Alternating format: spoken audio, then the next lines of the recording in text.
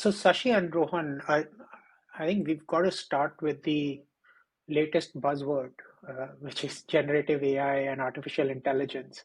I don't know how many conversations I've had with healthcare providers and payers and even life sciences company uh, who who are both excited and anxious at the same time about this technology.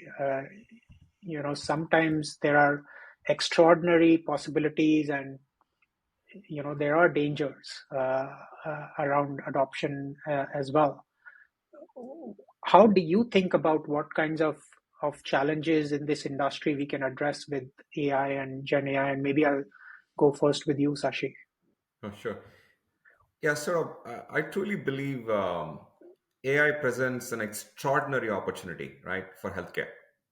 I will profess, I'll say I'm on the optimist side, truly.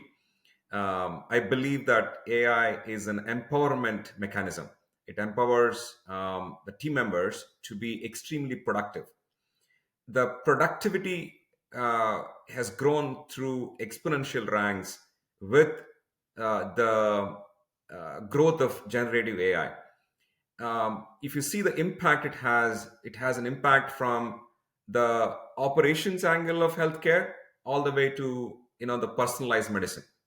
So the impact of productivity in operations comes through a combination of machine learning, NLP, the language learning models, along with our traditional what you see in the old RPA.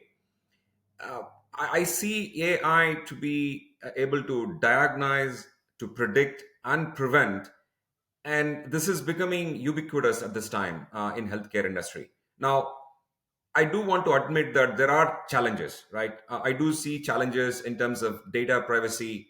I do see challenges in terms of security, and I think it's important that we are always cognizant of the privacy of healthcare data, privacy of the patient data. Along with that, you also see the ethical implications, right, wherein you've got a bias in making these decisions. How do you keep out of that, right? So when we build solutions, our ability to have a balance, right, number one, uh, use this in a man machine combination, right, to make the people productive, to get the outcome, at the same time devise a solution which is very secure, with all cybersecurity constraints implemented, with transparency in terms of the decisions that you're making. I think that's how I see the solutions coming. And in terms of just the hype that you talked about, I think it's a reality, right? In the last, I would say, 3 quarters, every single conference, almost 75 to 80% of my conversations are only on AI. And these are not just a CIO conversations, right? I'm talking to the CEOs. They're indulging in deep dive related to some of the business processes. The only way the healthcare companies are going to differentiate is a pragmatic use of AI, and that's how I see it. Yeah. So Rohan, are you an optimist as well on I AI? am to some extent, but I will say that I think broadly there's a fundamental lack of imagination across the entire healthcare ecosystem when it comes to leveraging the potential of any emerging tech. And we've seen this for a long time, right? We've seen it with blockchain, we've seen it with AR, VR, and now we're seeing it with Gen AI.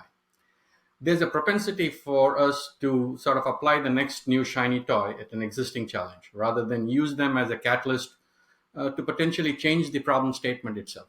So, in a study that we're conducting right now, we've captured hundreds of Gen AI use cases from healthcare enterprises, and they're predominantly focused on customer claims or on customer service or claims management in the payer world.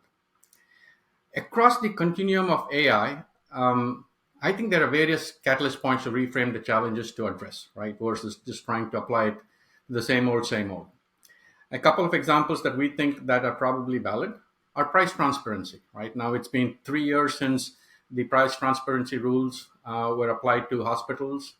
about 2 years, 1.5, 2 years to payers. Just imagine if there was a healthcare LLM that could action the pricing data that would be coming across through hundreds of millions of CPT and ICD codes and price points to drive price parity, to educate and engage consumers, and to drive down the cost of healthcare.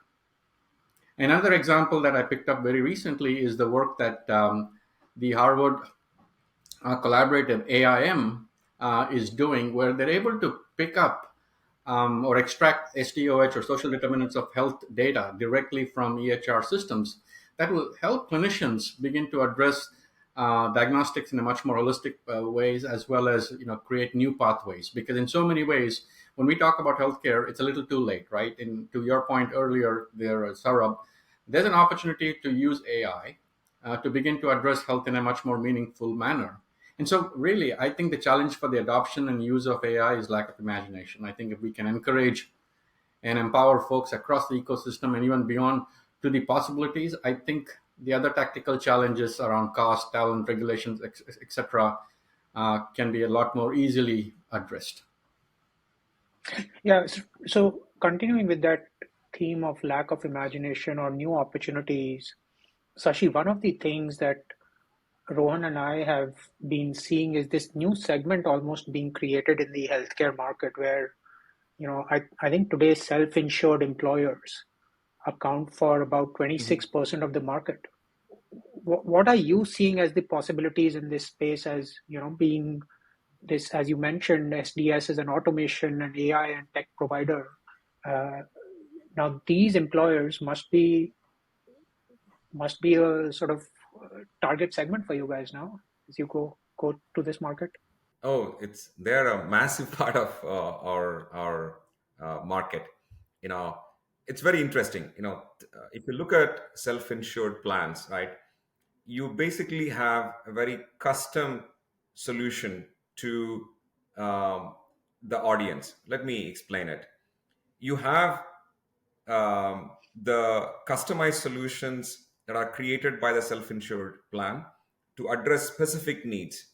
The the risk is completely with the employer, right? That's how I see it.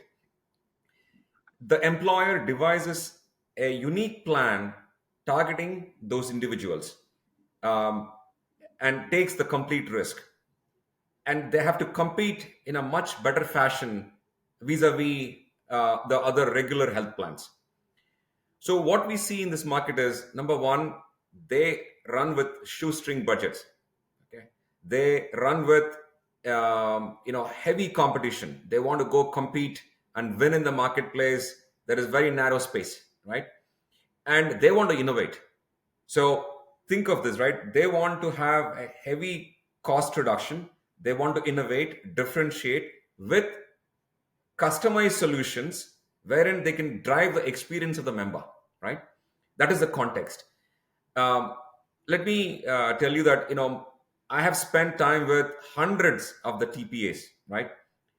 And these are small TPAs, innovative TPAs, these are startup TPAs and large ones. All of them are targeting the same thing. They want to say, look, I want to go and get the lowest cost structure with the highest quality and the best experience. So they're looking for technology solutions that can be implemented very quickly. They can scale up and differentiate in the marketplace. They're looking at AI platforms that won't take years to implement. They're saying, you know what, you've got a platform, can you come and implement it? That can transform their entire back office, right? That they don't need to really spend time on. That can be stood up in potentially in the 3 to 6 months, and they can differentiate. So that's what we are seeing. Now, if you look at the market itself, as I said, there are startup TPAs, right, wherein you see the private equity firms getting into this market. There are also large employers who have understood that, look, I can do this myself. From the way we look at it is, we are a platform that can support a startup TPA to differentiate. We can go support a large employer setting it up. We can go and support a self-insured plan. For us, this is a massive opportunity to create a low cost AI platform that can be a base that these people can go differentiate. I clearly see this to be a differentiation. This is going to be significant in the market. Rohan, does our research sort of agree with what Sashi is thinking? Do you think this will actually make a dent in the triple aim of healthcare as we've been talking about it? I think so. I think so. Look, to your point, we've invested a lot of time and calories into this marketplace. It is a very large marketplace and growing. Right in 2023, there are about 84 million lives covered through self-insured employers. Right. The way we think about it is that there are potentially five different archetypes of employers, and these archetypes are driven by the employer's culture, their employee demographics, the size, service, etc. In each of these archetypes, employer archetypes have a different appetite in terms of experimentation to and how they want to move away from sort of the non-traditional pathways. Either way, there's a recognition that there are about five different generations in the workforce today, and each generation has a different set of needs that the current paradigm is not supporting. Right? CFOs recognize that a sick employee equals cost, and healthy employees equals revenues in many ways. Right. So this is not an altruistic approach that they are exploring. This is a financial imperative. One of the things that I've also noticed is, we keep talking about medical costs rising for TPA, etc., and which is a fair comment. But we don't have, at least in the general narrative around healthcare, a conversation around the non-medical costs. Uh, in TPAs and general healthcare administration. Is that, do you think that's something that's just not being talked about? Do you think there's opportunities there? What's your view on these non-medical costs? Everybody understands the medical cost needs to come down, and I'm not debating that. But what about, there's got to be non-medical costs as well? There are significant areas that you can improve, right, in all of the back offices, right? I think Rohan talked about how everybody is saying claims is one area. That's a given, right? Claims is an absolute given. You absolutely have an ability to automate. There is still significant value you can drive with the AI, right? Earlier it used to be pure RPA. Now with machine learning, NLP, you can have a combination of that technology that can drive the efficiencies, and you will see that, and we are seeing that. There is still a large amounts of paper, right? And extracting intelligence from the paper with the new models that can be auto detected and make decisions, there is a huge opportunity. We are seeing significant traction in this space. If you look at our growth in the digital mailroom, it's really gone in double digits, right, into nearly 20%. The reason is there is an acknowledgement that we can do a lot more there. Similarly, I think you see the interoperability role, right? I see a significant traction in the prior auth space, wherein you are able to provide care for people, with better authorization, quicker, better quality, right? And also engagement with the members. So I see administrative costs and efficiency enabled through technology in a significant manner. I think that's what has been the trend this year. That's where our platform, wherein we can go implement it instead of a consulting service and a project based, right? Outcome based agreements, wherein we're committing to improving the cost, quality, right, and experience within a short span of time, right, and then improve it. That's what we are seeing. But this has been a fantastic conversation. I know it's a complicated industry, but I think you can look at it as a glass half full or a glass half empty. And what I really enjoyed about this conversation was that both of you are looking at it as a glass half full uh, conversation, and there's so much that can be done. And I think AI has a lot of potential. We just need to be a little careful and keep the purpose in mind of the triple aim of healthcare. But thank you, Rohan. Thank you, Sashi, for spending some time. And I'm pretty sure whoever is listening to this has enjoyed this. So thanks a lot. Thank you, Saurabh, Rohan. Thanks, Saurabh. Thanks, Shashi.